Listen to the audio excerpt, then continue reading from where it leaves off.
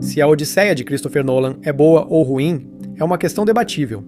Mas uma coisa pode ser dita com certeza: nenhum filme dele antes causou tanta repercussão pública antes mesmo que o público tivesse a chance de assisti-lo. Talvez estejamos diante do projeto mais polêmico de toda a carreira do diretor.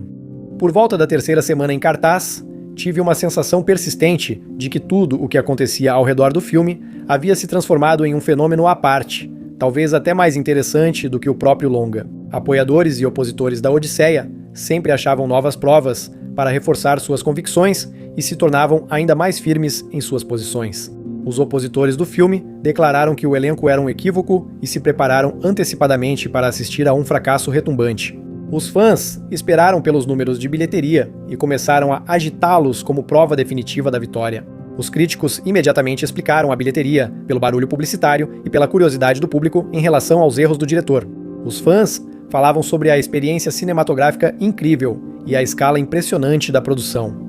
Os críticos sobre as inconsistências históricas e as distorções da obra de Homero. Por isso, hoje vamos tentar entender se a adaptação da Odisseia feita por Christopher Nolan ficou boa ou ruim, quais são os argumentos de ambos os lados e qual é, na verdade, a verdadeira razão para tanta insatisfação com o filme.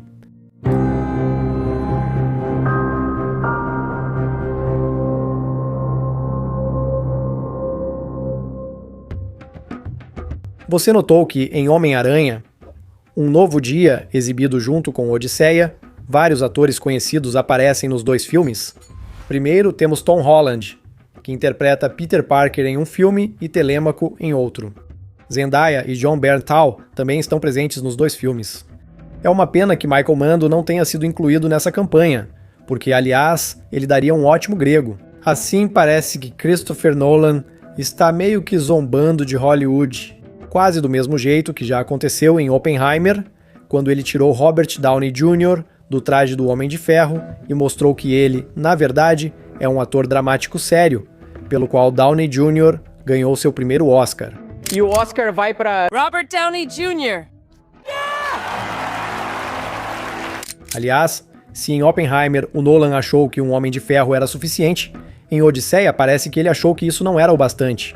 E depois do Homem-Aranha do Holland, eles adicionaram ao projeto o Batman do Pattinson, a Mulher-Gato da Hathaway e o Justiceiro do Jon Bernthal. Na verdade, alguns dos atores o Nolan não pegou da rua, mas sim reaproveitou da própria filmografia. O Robert Pattinson já tinha atuado com ele em Tenet. Viu? É de novo. Foi... De lá veio também o Himesh Patel. Qual o problema? Somos Patel. What's the problem? They'll be fine.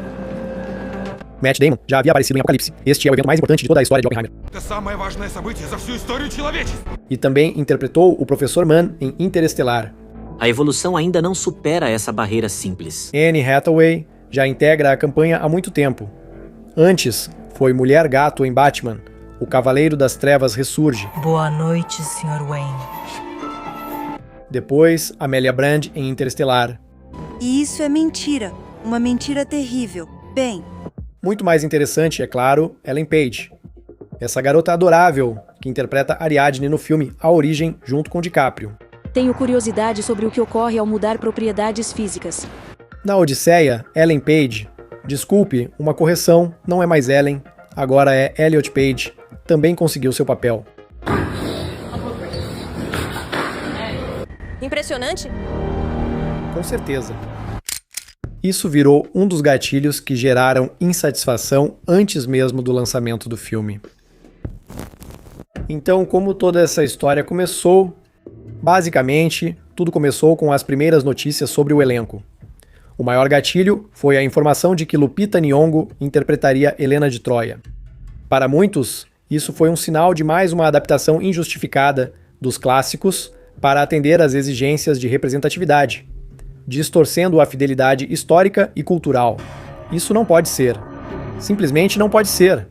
Ao mesmo tempo, muitos notaram que no filme sobre a Grécia não há pessoas de origem grega. Ao mesmo tempo, soube-se que Elliot Page aparecerá no filme e Zendaya interpretará Athena. O rapper Travis Scott também participará do filme. Tudo isso praticamente preparou o terreno para um futuro escândalo. em 5 de maio de 2026, foi lançado o trailer oficial de Odisseia, no qual Elliot Page apareceu por apenas alguns segundos. E claro, todo mundo começou a se perguntar quem ele está interpretando. Alguém reparou no rosto sujo e na atmosfera sombria da cena, lembrou da descida de Odisseu ao Hades no livro, onde ele encontra Aquiles, e aí começou a clássica reação em cadeia. Um achou que era isso, o outro concordou, o terceiro o espalhou, e em muito pouco tempo isso já parecia quase um fato estabelecido. E agora essa notícia está sendo comentada não por qualquer um, mas pelo próprio Elon Musk. Qual a relevância da opinião do empresário de tecnologia Elon Musk sobre a adaptação cinematográfica de Homero? Aparentemente, é tão importante quanto a opinião do diretor Christopher Nolan sobre a colonização de Marte. A própria produtora poderia ter espalhado esses boatos de propósito para gerar burburinho em torno do filme? Não dá para descartar totalmente essa possibilidade. Mas, ao que me parece, isso é pouco provável. O marketing de Odisseia não foi feito pelo próprio Christopher Nolan, foi feito pela Universal, e não pela A24 que gosta de fazer marketing de guerrilha. Provavelmente, ao perceber como esses boatos estavam ganhando força, o estúdio simplesmente decidiu não atrapalhar o processo, não desmentir nem confirmar, não cortar o embalo antes da hora. Quando o filme saiu, percebeu-se que Page não era Aquiles. Ele interpreta Sinon, um personagem secundário e, por mais estranho que pareça, pelo seu porte físico e se encaixa de forma bastante natural no filme. Com Lupita Nyong'o, a história é mais ou menos a mesma. Para a parte do público, sua Helena de Troia talvez tenha permanecido uma escolha controversa, mas ela atuou de forma bastante digna. Além disso, o papel dela também é secundário. Pelo que eu entendo, em Homero há um epíteto famoso que geralmente é traduzido como de braços brancos, mas principalmente, o que se destaca é outra coisa. Helena é excepcionalmente bela. E como exatamente era o ideal de beleza daquela época, simplesmente não sabemos ao certo. Ao mesmo tempo, por exemplo, encontrei uma imagem de Helena de Troia em uma ânfora ática de figuras negras, datada de aproximadamente 550 a.C. Sim, isso é alguns séculos depois do suposto período da Guerra de Troia. Mas ainda assim, mostra como os artistas da antiguidade imaginavam Helena. Vocês mesmos podem julgar o quão bela Helena parece nela. E se olharmos para essa imagem e depois para Lupita, na minha opinião, a comparação certamente favorece Lupita. Mas isso aqui claramente foi um erro de escolha de elenco. Quando começaram as primeiras críticas ao filme, ocorreu, na minha opinião, algo estranho. As principais críticas ao filme foram resolvidas e as suspeitas não se confirmaram. Agora era possível avaliá-lo com calma. Mas nada disso aconteceu. Isso não só não parou os críticos do filme, como parece que até os animou ainda mais. Agora as críticas se acirraram em relação à precisão histórica e à forma como Nolan lidou com Homero.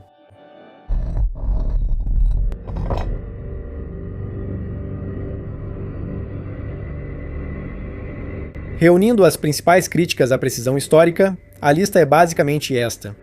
Por que os personagens usam inglês tão moderno com tanta frequência? As armaduras e equipamentos em alguns momentos não parecem da Idade do Bronze, mas sim uma mistura da Grécia posterior com o design do Nolan, especialmente no caso de Agamemnon. A armadura escurecida dele foi comparada ao traje do Batman. Chegou a receber críticas detalhistas, como questionar se um só Ciclope poderia preparar tantas reservas de queijo.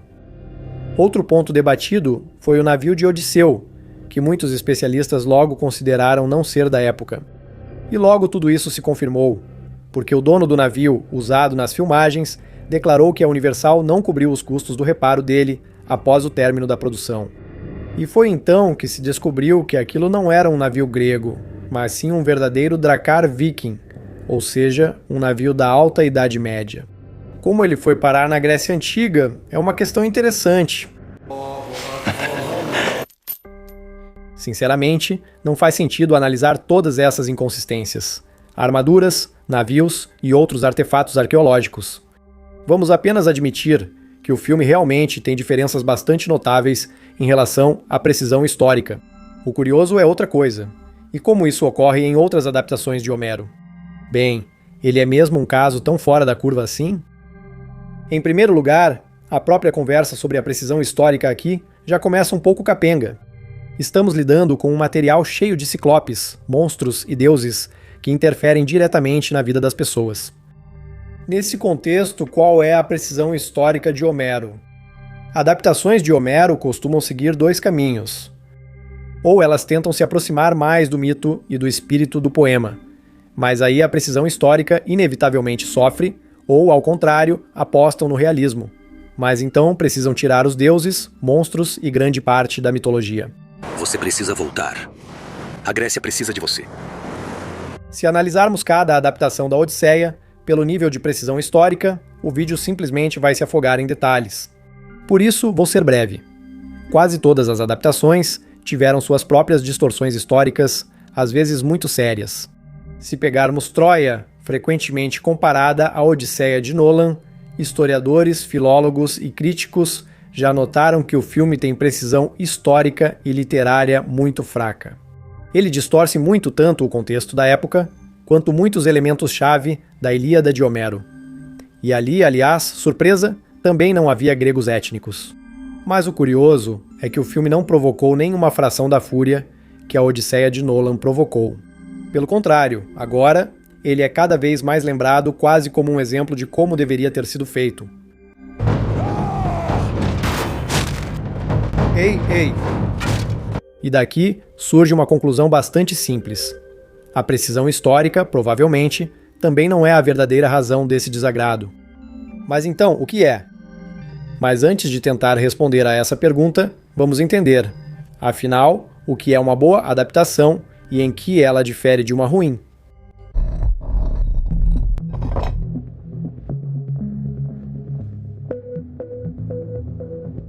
O que diferencia uma boa adaptação de uma ruim? Se não nos aprofundarmos muito na questão, pode parecer que tudo é simples. Quanto mais fiel você for ao que estava no livro, melhor é a adaptação. Mas, na prática, muitas vezes acontece o contrário. Quanto mais literalmente você tenta transferir o texto para que passe para a tela, maior o risco de acabar com uma adaptação fracassada e sem vida. Simplesmente porque literatura e cinema são formas de arte diferentes.